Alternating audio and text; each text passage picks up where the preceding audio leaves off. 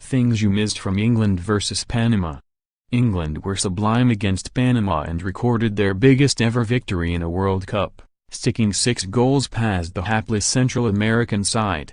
A hat-trick from Harry Kane, a double from John Stones and a scorcher from distance Jesse Lingard secured victory and boosted England's chances of finishing top of Group H2. Felipe Baloy scored Panama's first ever World Cup goal, but it was too little too late as England recorded their biggest win in tournament history. Before Baloy struck, the Three Lions were on course to top the group, but now boast the exact same goal difference as Belgium. Both sides have scored 8 and conceded twice, which means if the two sides draw, top spot could be decided by fair play. As things stand, England have 2 bookings to Belgium's 3, giving them a slight edge. Here, Sportsmail rounds up all the things you may have missed from the clash in Nizhny Novgorod. Kane's hot start. Harry Kane has wasted little time making his mark on the 2018 World Cup. Fresh off another 30-goal season, the Tottenham marksman made a small piece of England history with strikes against Tunisia and Panama. Kane's 5 goals across the 2 Group D clashes make him the first England player to score in the first 2 matches of a World Cup since Ron Flowers at the 1962 World Cup, who bagged 2 penalties in successive games against Hungary and Argentina. England's captain has also scored in all 7 games he's been awarded the armband, scoring 9 times, including strikes against Scotland, France, Slovenia, Lithuania, Nigeria, Tunisia and Panama. First penalty in 16 years. England had to wait 16 years to see a penalty scored at the World Cup before Harry Kane struck. It was a thumping penalty that doubled the lead and the first since David Beckham slotted home against Argentina in the 2002 World Cup. Despite the waiting, when England are awarded spot kicks at the World Cup, their conversion rate is immaculate, scoring all 10 of the penalties they've been given in World Cup history. Although, that run doesn't include penalty shootouts. Pickford, Walker, Maguire, Stones, Young, Trippier, Henderson, Lingard, Ali, Loftus-Cheek, Sterling, Kane. Southgate. The Tinkerman Gareth Southgate has managed the national side for 20 matches now but is yet to name the same 11 for 2 successive games. Had Delali not picked up a knock, it's likely that he would have started the clash with Panama. But the former MK Dons prospect was forced to miss the clash with a thigh injury, birthing an opportunity for Ruben Loftus-Cheek.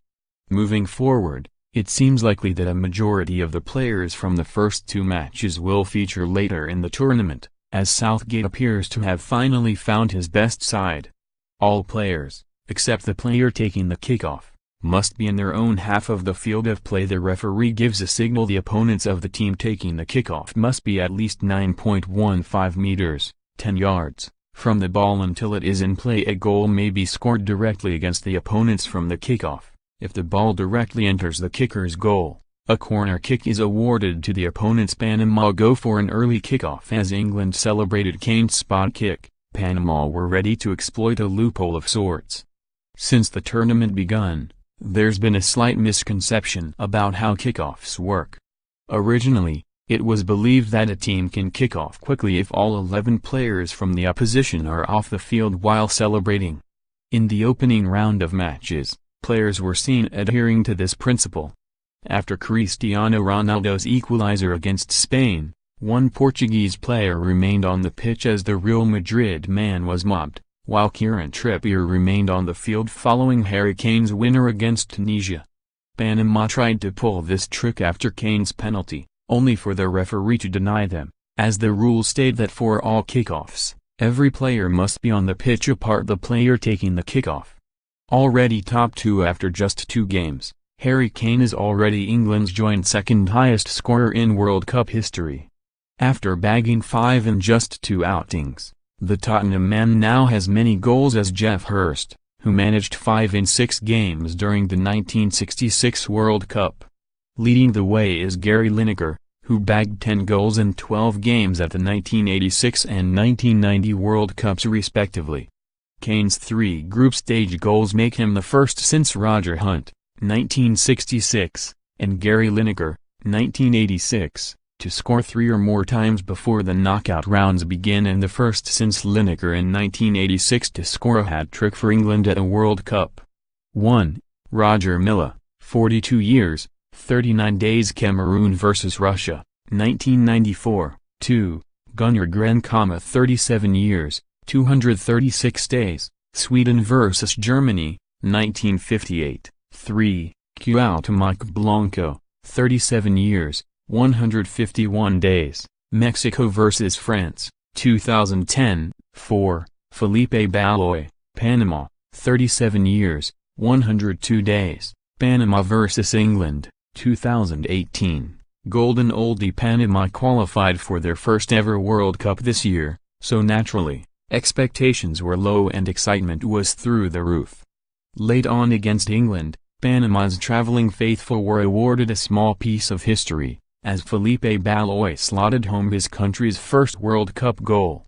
In doing so, Baloy becomes the 4th oldest scorer in World Cup history at 37 years and 102 days. Ox shows his support. Alex Oxlade-Chamberlain was desperately unlucky to miss out on the World Cup after a season with Liverpool in which he finally begun to look at home as a central midfielder. The Ox's hopes of appearing in Russia were abruptly cut short when the former Arsenal man was stretchered off during Liverpool's 5-2 victory at home to Roma in April during the first leg of their Champions League semi-final with knee ligament damage. However, he appeared to be in good spirits and offered his support to one of his England teammates during the Panama clash, shouting out John Stones after his goal on his Instagram story.